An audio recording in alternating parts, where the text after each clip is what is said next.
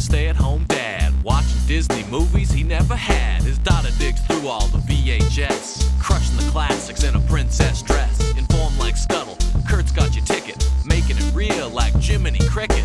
Most are off the Captain Hook, but if the Tweedledum, he'll be taking more shots than Bambi's mom. Leaves him raised like Simba, or cracked like the beast dishes. He'll show you a whole new world, you won't need 3 wishes.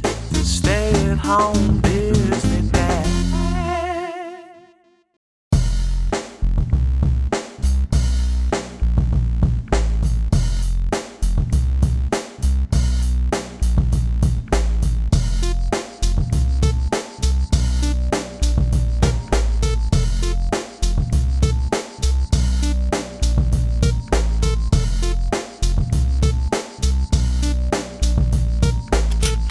Okay, in the spirit of our upcoming Disneyland trip, we're going to pick this one out of the bin and celebrate all that is Chip 'n Dale's Rescue Rangers. On our first and only trip to Disneyland back in 2022, my daughter fell in love with the Chip 'n Dale roller coaster thing, the Gadget Coaster, is that what it's called? There's that first sharp turn with a pile of hats below on the ground, and that always made us laugh. We called it the Hat Graveyard. Anyway, let's reacquaint ourselves with my second favorite Rangers of all time. We press play. First up is Dale beside himself. There's a rabbit and a snake. Snake is about to eat the rabbit, but no, swerve! They are buddies. Bigger swerve! Not only are they buddies, they're some sort of transforming shapeshifter aliens. Wasn't expecting that. One says they have to go back to their home planet soon, but the other wants to stay on Earth. He likes it there. A third swerve. Now Dale is watching an alien movie, but I think that's like independent from that first scene I just talked about with like the real aliens. Like what he's watching on TV wasn't what was happening in that opening few minutes of the show. It doesn't matter. Chip changes the channel and everyone is mad at Dale for eating the walnuts Monterey Jack needed to make his famous cookies. It also just so happens that one of the aliens has turned himself into a walnut, and well, you can connect the dots. Oh no, the walnut is actually their spaceship. The aliens pop out after Dale tries to hit their spaceship walnut with his giant comical hammer. The one alien that wants to stay on Earth befriends Dale, and Dale tells him he could be a rescue ranger, so the alien morphs into a clone of Dale. He looks identical to Dale, and the bubbling hilarity ensues. His friends don't realize there are 2 Dales, so the 2 Dales pick walnuts, and everyone is impressed by the crazy volume the usually lazy Dale was able to accomplish that particular day. In no time, though, Chip is noticing Dale seems to be in 2 places at once. At one point, the background music sounds exactly like Little Nemo the Dream Master Stage 4 from the criminally underrated NES game. Sometimes Alien Dale uses his alien powers to help do the chores quicker when no one is watching. We go to outer space now, and the alien mothership is gonna find the missing alien that remained on Earth and make him come home. It's a recall mission, a reconnaissance? Okay. Everyone is impressed with Dale and his ability to do so much now. Chip says, quote, "I hope new Dale stays and old Dale never comes back." Now you think that would hurt, but no, it gives Alien Dale a plan. When the spaceship comes, new Dale makes sure it grabs old Dale instead by accident. Old Dale is now immediately f***ing shit up on the spaceship, and the aliens are waiting for him to change out of his Dale form. When he doesn't, they think it's because he's still the alien, but he's been Earthized, and they're trying to shoot him with some laser to like factory reset the alien. Now back on Earth, the team is annoyed with New Dale and how he won't stop cleaning. He's just at an 11 all the time. The mouse girl snaps at her teammates. You wanted him to change, and he did, and now you don't like it. And someone was having wife or girlfriend issues and was projecting hard when they wrote that line for her. The team is now watching a Disney cartoon version of the movie Aliens on their TV, and I can appreciate that. Real Dale gets back from space now,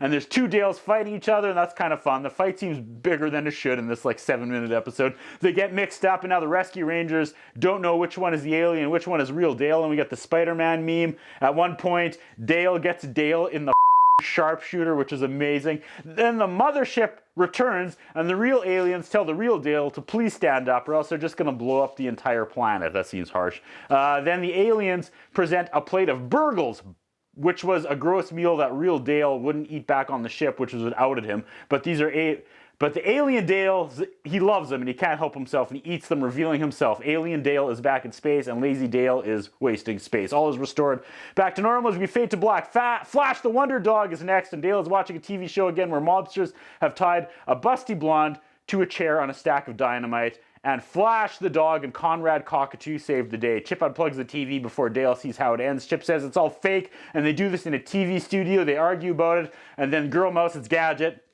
comes in and says, I can see you're both busy. I'll come back later. I love how they go out of their way to make her a total over to Fat Cat, the bad guy, the mob boss. He calls his underlings into his office, and he hates Flash the Wonder Dog. He hates the TV show. He wishes the show would be about a heroic cat like himself. So he wants his underlings to go kidnap Flash the dog like the actor and ruin his goody-goody reputation as the animators continue to go unnecessarily hard on this young woman. Fat Cat's henchmen go to the TV studio and they jump Flash the dog and drag him away in a burlap sack. The news bulletin comes in, the Flash the Wonder Dog has disappeared. Dale convinces the team of rescue rangers to take the case. Now Fat Cat dresses like Flash the Wonder Dog. Don't ask. He's causing chaos around the city, pretending to be Flash, and everyone thinks Flash the Wonder Dog has lost his mind, which is sadly also the plot of the graphic novel that changed my life and inspired me to write and sell my own novel.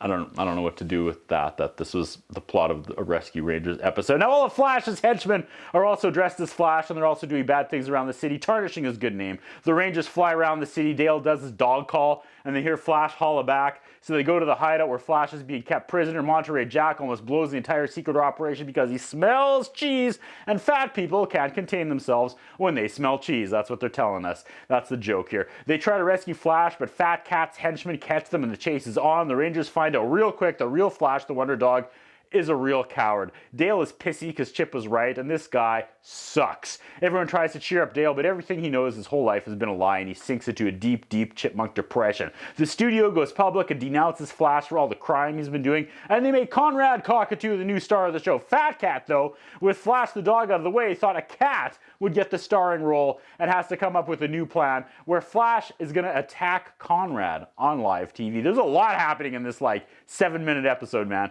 The Rescue Rangers take Flash to the studio, and no one believes that it wasn't him doing all these horrible things when he tries to clear his name. The mob must kill the Beast. They're going to crucify this guy. Super dark cutaway, though, where they're taping another kids show in the studio next door, and the little boy goes, "Gee willikers, Professor, I was hoping today you would show us how to make explosives out of household detergents." That's a quote. Though that would not fly these days. Everyone is still out to get Flash. They're chasing him. Then they turn the cameras on and go live, which is not how TV studios work, but whatever. They go live as Flash unmasks Fat Cat and exposes him as the fake Flash, which is funny because he was clearly a cat in a dog costume, like the superhero costume, but everyone in this town is a moron, I guess, or maybe that's what makes this funny. I don't know. Chip and Dale get a fire hose and they spray a bored Teamster cameraman, which is really funny. Because I can relate. Then they spray all the henchmen out the back door with a pressure hose. Everyone forgives Flash and tries to laugh it off, but if I was Flash the Wonder Dog, I'd tell everyone to get f***ed. Also read Kraven's Last Hunt. Also read my novel, Gina French is Not a Waste of Roofies. Inspired by Kraven's Last Hunt. Inspired by the Rescue Rangers. I don't know anymore. See you in Disneyland. That's what I think about. What do you think? What we have is a concern about Curtis Anderson. His interviewing style is not the best. His personal appearance is not the best. I was wondering if the man has some kind of a hold over the channel that he's allowed to be employed for so long with the standards of journalism and personal appearance that he has.